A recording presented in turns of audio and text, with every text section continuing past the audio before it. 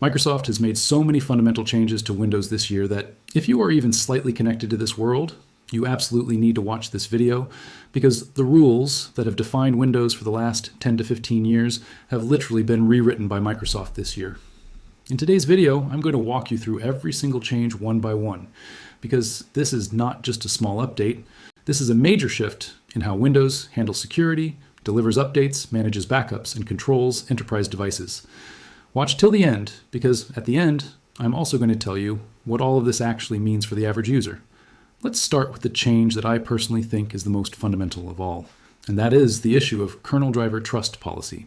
Inside Windows, the kernel is the most critical layer where the system's most privileged operations run, and if a malicious driver manages to reach this layer, it can compromise the entire system. Until now, Windows followed an older model called the cross-signed root program, which had been in place for almost 2 decades. Under this old model, a large number of drivers were automatically treated as trusted unless a major issue was found with them. But starting April 2026, Microsoft has completely flipped this philosophy. The new rule now is that no driver is trusted by default unless it is specifically certified through the Windows Hardware Compatibility Program, known as WHCP. This change sounds small when you hear it, but in reality it is a complete reversal of Windows' security philosophy. Previously, there was a passive trust-based system, meaning a driver was trusted until a specific problem was found with it. Now there is an intentional trust-based system, meaning a driver is blocked unless it is specifically declared trusted. This new rule applies across Windows 11 versions 24H2, 25H2, and the upcoming 26H1, as well as Windows Server 2025. Microsoft has stated that this decision was made after analyzing telemetry data from billions of driver load operations, which shows the company made this decision after a great deal of careful consideration. Now it is important to understand what impact this change will actually have on the average user. For most people, this issue will not be very noticeable, because the drivers on their systems are already modern and properly certified. But people who use older hardware, such as an old printer, scanner, or specialized equipment from a particular industry, may run into problems if their device's drivers are not certified under this new WHCP standard. This is exactly why Microsoft has rolled this out in phases, starting with an evaluation mode where the system only audits whether there will be an issue, and only after that does enforcement mode actually get activated. This approach gives organizations time to test their systems before this new rule is fully enforced. Now let's talk about the second big change, which relates to secure boot certificates. As I discussed in a previous video, Secure Boot is a mechanism that verifies the boot security of a system, and the older certificates being used for this were created back around 2011. Starting June 2026, Microsoft officially began a mandatory certificate rollover to prevent boot failures once these older certificates approach their expiration date. This rollover is already active for consumer and non-managed devices, and if you regularly update your system, you should not run into any issues since the new certificates are being delivered automatically in the background. The third big change that I personally found quite interesting is hotpatching becoming default. Previously, hotpatching was only an optional feature available for Windows 11 Enterprise E3 and E5, as well as Windows 365 Enterprise, and users had to enable it themselves. But starting May 2026, any eligible device enrolled in AutoPatch now has this feature turned on by default, unless someone specifically opts out. In simple terms, hotpatching means security fixes now get applied directly into system memory without needing to restart the system. According to Microsoft's own data, this feature reduces the need for reboots during quality updates by up to 50%. This is a huge relief for people who use their systems continuously and for whom repeated restarts disrupt their work. But there is another side to this change that not everyone knows about. Once hotpatching becomes default, it ends that old traditional quarterly cumulative update and reboot cycle that a lot of organizations relied on for their software validation processes. This means IT teams that designed their testing schedules around this old, predictable cadence now need to rethink their approach. Since the traditional cumulative update pattern is no longer as relevant, this is a change that benefits end users, but requires some planning from IT administrators. The fourth big change worth mentioning is Intune becoming mandatory for Windows Update for business policies. Starting June 2026, Microsoft has made it clear that Intune must now be used to control driver update policies, and the older group policy-based approach no longer works in this department. Organizations that do not have Intune licensing, such as companies that only use Office 365 E3 without the Enterprise Mobility Security add-on, now either need to upgrade their licensing or risk missing important driver updates on their devices. This change shows that Microsoft is moving its entire management ecosystem towards cloud-based tools, and the chapter on traditional, on-premises management methods is gradually closing. Now, I also want to tell you that all these changes are connected to each other and form one big pattern. The secure boot certificate rollover, the new kernel driver trust model, and the Intune mandate altogether show that Microsoft is modernizing its entire security posture. When the operating system, the boot chain, and the driver policy are all moving in the same direction, the old legacy exceptions start to look like liabilities because they weaken the overall consistency of the system. This is a deliberate strategy, where instead of changing everything at once, Microsoft is gradually modernizing every layer. Let's talk about the user facing changes to Windows Update, since these are the things ordinary users will directly notice. Microsoft has introduced a new calendar-based pause system inside Windows Update where you can reschedule your updates indefinitely, meaning every time the 35-day limit expires, you can repeat the same process and push updates further out again. This flexibility was not available before, and it gives users more control over when they want to receive updates. Along with this, the Power menu has also been redesigned, separating update actions from the restart and shutdown options, which makes the overall user experience clearer. It is also worth mentioning that all of these changes are currently available in the experimental channel for version 25H2, and it is still not clear when they will reach general availability for all users, but this shows that Microsoft is taking users' long-standing complaints about Windows Update seriously, especially from people who were frustrated by forced restarts during important work. Now let me tell you about another big change coming with Windows 11 version 26H2, and that is the change to backup policy. On July 6, 2026, Microsoft announced that backup functionality is now becoming a standard baseline feature of Windows. This means that if administrators have not explicitly configured a backup policy themselves, the system will automatically run with a default backup behavior, which makes recovery significantly easier after system resets, device replacements, or upgrades. The important thing here is that if an organization has already defined its own backup settings, whether they turn the feature on or off, their configuration will still take priority, meaning this new default only applies in scenarios where no explicit setting exists. This shows that Microsoft is trying to provide a better out-of-the-box experience while still respecting user control. Another important clarification Microsoft has given is that restore functionality is not affected by this new default. Restore operations still require administrative control and will not be automatically enabled. This distinction is quite important for enterprises because it lets them maintain their governance model over how and when data gets restored, reducing the risk of unauthorized or accidental recovery actions. Let's also talk a bit about the changes to conditional access policies, which are mostly relevant to enterprise IT administrators, but are important for understanding the overall security landscape. Starting June 15, 2026, Microsoft has tightened conditional access enforcement. Previously, when a user signed in through a client application that only requested limited scopes, policies targeting all resources were not enforced if that policy had any resource exclusions. After this change, these policies will now be enforced on every sign and regardless of whether resource exclusions exist.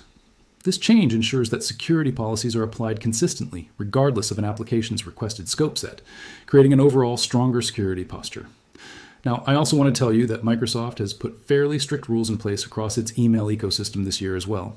Across Outlook, Hotmail, and Microsoft 365, Microsoft is now enforcing stricter email authentication and sender reputation standards.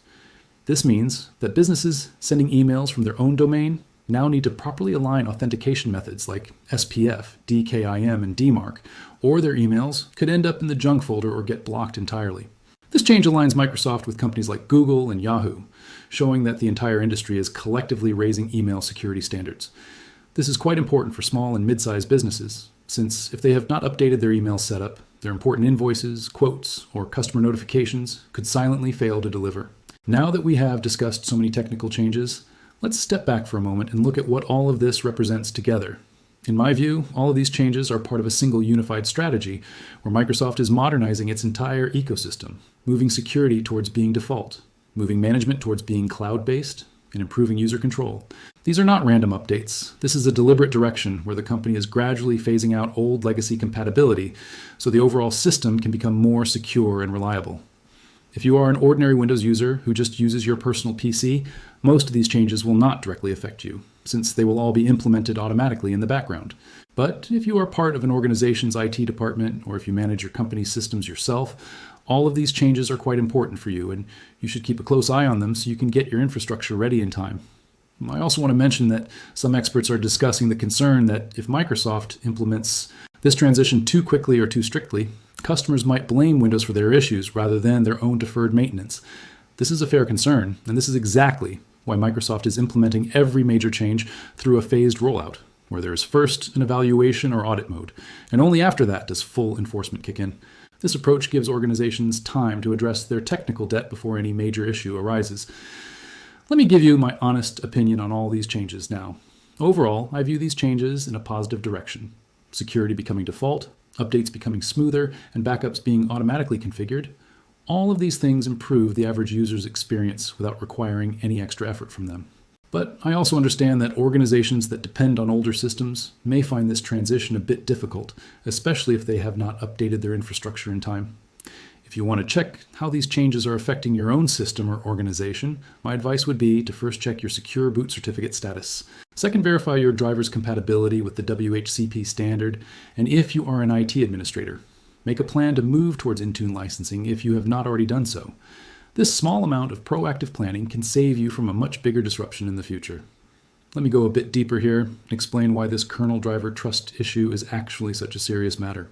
Whenever a driver loads at the kernel level, it means that code is running with the system's most privileged hardware access, where it essentially gets access to almost everything, whether that is memory, hardware, or security protections. If an attacker somehow manages to get a vulnerable or malicious driver loaded at this layer, they can completely disable security protections, hide their malicious processes, or establish persistence that is far harder to remove than ordinary user mode malware. This is why Microsoft has treated this entire cross-signed root program as a high-risk attack surface, because even though most older drivers are harmless, the cost of continuing to trust all of them now outweighs the cost of forcing the remaining holdouts to modernize. In security engineering, this trade-off almost always favors the stricter rule, and Microsoft has chosen exactly that path. In this context, there's another important point worth understanding, and that is that this was not a sudden decision. Microsoft has been gradually tightening driver signing requirements for several years. The company already removed this old cross-cert trust path from the active program back in 2021. What remained until now was just a compatibility tail for legacy scenarios. With the April 2026 update, Microsoft has now officially closed this remaining tail as well, and the new kernel trust policy applies across all supported versions of Windows 11 and Windows Server 2025. I also want to share an important technical detail here that will especially be useful for IT professionals. When a system enters the evaluation mode of this new policy, it goes through an assessment period of at least 100 hours, which includes at least 3 restarts, so that driver compatibility can be properly tested before stricter security measures are activated. This careful approach shows that Microsoft does not want this change to suddenly break people's systems. So a structured testing period is in place where the system itself collects data and decides whether it can safely transition into full enforcement mode. Microsoft has also kept a few escape hatches in place for enterprises within this new system. Companies can define their own custom policies that allow internal or specially developed drivers to continue being used, but only under strictly controlled conditions. For this, Microsoft provides a feature called Application Control for Windows, which allows organizations to selectively approve their own or non-officially certified drivers, such as for their internal applications or specialized hardware. This balance shows that Microsoft does not want to impose a blanket restriction, but instead wants to build a system where flexibility exists alongside accountability and control. Now let me tell you what the biggest challenge in this entire transition is actually going to be. A lot of large businesses use legacy hardware in their industrial systems. Older drivers run in their point-of-sale equipment, and they may not even know which drivers do not meet this new standard until something actually breaks. This is why experts are advising that the biggest challenge for organizations is not the policy itself, but the hidden technical debt that is going to get exposed during this transition. Companies should proactively audit their entire hardware and driver inventory so they are not caught off guard once enforcement mode gets activated. Let's go back to hotpatching for a moment, because I want to talk a bit more about the practical implications of this feature. This feature is a genuine game changer, especially for organizations that want to keep their systems continuously operational, such as hospitals, financial institutions, or customer-facing services, where every restart can potentially cause revenue loss or service disruption. Microsoft's own telemetry data shows that organizations using hotpatching get significantly fewer help desk tickets related to lost work or forced restarts. This is a measurable improvement that directly improves employee productivity and user satisfaction. But I also want to stay honest that, like any new system, hotpatching brings some new considerations along with it. IT teams that had already designed their testing and validation processes around a predictable quarterly patching cycle now need to rethink their approach, since the traditional cumulative update pattern is no longer as relevant. This transition period could be somewhat challenging for organizations that cannot quickly adjust their processes to this new reboot-less model. I also want to give you a broader perspective here, that all these changes are not limited to Windows alone. They appear as a consistent pattern across Microsoft's entire ecosystem. When you look at how the company is also tightening its email authentication standards, tightening its conditional access policies, and shifting its device management towards cloud-based Intune, it becomes clear that Microsoft is adopting a unified security and management philosophy that extends beyond just the operating system into nearly every product and service the company offers. I also want to mention that in the next phase, it will be interesting to see whether this transition remains a controlled tightening or turns out to be the beginning of a broader re-architecture of Windows kernel trust. The real question is not whether Microsoft wants to deprecate this old cross-signing system, because it clearly does, but whether this transition can be completed in an orderly way across a messy real-world installed base. Administrators should pay close attention to how long their systems spend in evaluation mode and whether any telemetry or event logs point to an issue. One last thing I want to add is that if you think all of this is only relevant at the enterprise level and has nothing to do with home users, I want to remind you that you also benefit indirectly from these changes. Whenever you use a banking app, whenever a hospital's digital system is involved, or whenever you are part of any service that runs on large enterprise infrastructure, all of these security and reliability improvements eventually reach you too, even if you never directly notice them. Let me also touch on a practical example of why this matters, one that comes up a lot in IT circles. Think about a hospital that still relies on an older imaging device connected to a Windows machine, running a driver that was signed a decade ago under the old cross-signing system. Under the previous trust model, that driver would keep loading quietly in the background without anyone questioning it.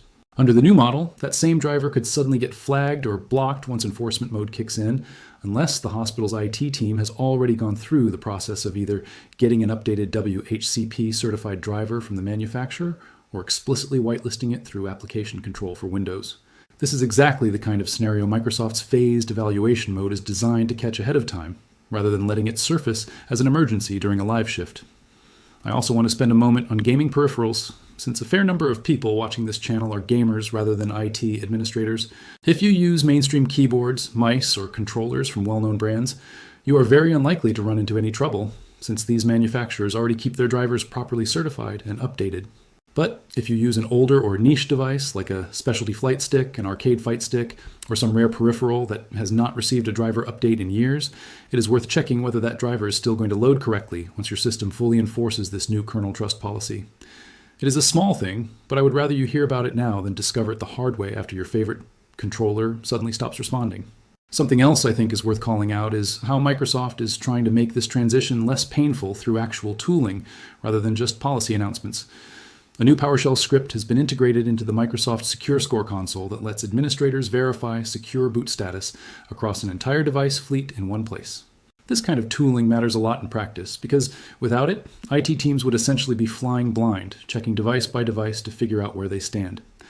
Giving administrators a centralized way to see this information before any final cutoff date arrives is a meaningful difference between a smooth rollout and a chaotic one. I also want to bring up something that a lot of coverage on this topic tends to skip over, which is how these changes interact with each other in ways that are not always obvious at first glance. For example, once hotpatching becomes the default and the traditional reboot heavy update cadence fades away, the assumptions baked into a lot of existing compliance and audit tooling start to shift too.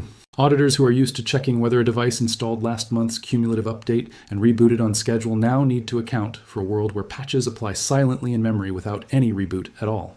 This does not make auditing harder exactly, but it does mean the checklist itself needs to be rewritten, which is a good example of how one policy change quietly ripples into processes that have nothing to do with Windows Update on the surface. I think it is also worth mentioning how this entire year of changes reflects a broader industry trend beyond just Microsoft. Google and Apple have both been steadily tightening driver and extension trust models on their own platforms over the past few years, moving away from broad, implicit trust and towards narrower, explicitly verified permissions. Seeing Microsoft make a similarly decisive move with Windows kernel trust suggests that the entire industry is converging on the same basic principle, that implicit historical trust is simply too risky to maintain indefinitely at the most privileged layers of an operating system, no matter how convenient it has been in the past. Before I wrap up, I want to leave you with one simple takeaway that applies whether you are managing 1,000 devices or just your own home PC. Read the update notes, even the boring sounding ones, because as we have seen throughout this video, some of these changes are not just cosmetic feature additions, they are structural shifts in how trust, updates, and recovery work at a fundamental level. A 5-minute read-through and update summary today can save you hours of troubleshooting a mysteriously broken driver or a confusing new default setting 6 months from now. So that was Microsoft's entire year, where it literally rewrote the rules of Windows. From kernel driver trust to secure boot certificates, from hot patching to the Intune mandate, and from backup policy to conditional access enforcement, everywhere we looked, we saw the company stepping away from its old legacy approach and moving towards a new, more secure, and more automated future. From kernel driver trust to secure boot certificates, from hot patching to the Intune mandate, and from backup policy to conditional access enforcement, everywhere we looked, we saw the company stepping away from its old legacy approach and moving towards a new, more secure, and more automated future. If you found this video useful, hit the like button and subscribe to the channel so you do not miss it whenever we cover a new Windows update or policy change in the future. Let me know in the comments which of these changes felt the most important to you, and whether you or your organization ran into any issues because of these changes. If you have any questions about any specific policy, leave them in the comments and I will try to answer them in a future video. I also want to say that this is a pretty interesting time in the world of technology, because seeing the fundamental rules change this much for the operating system used the most around the world shows just how seriously Microsoft is planning for its future. Whether you are a casual user or an IT professional, understanding these changes is important for you so you can keep your system ready for the future. I hope you found this video informative and that you now have a complete picture of everything changing in Windows. Until then, take care of yourself, keep your systems updated, and I will see you in the next video with a brand new topic. Thank you for watching this video and for supporting the channel.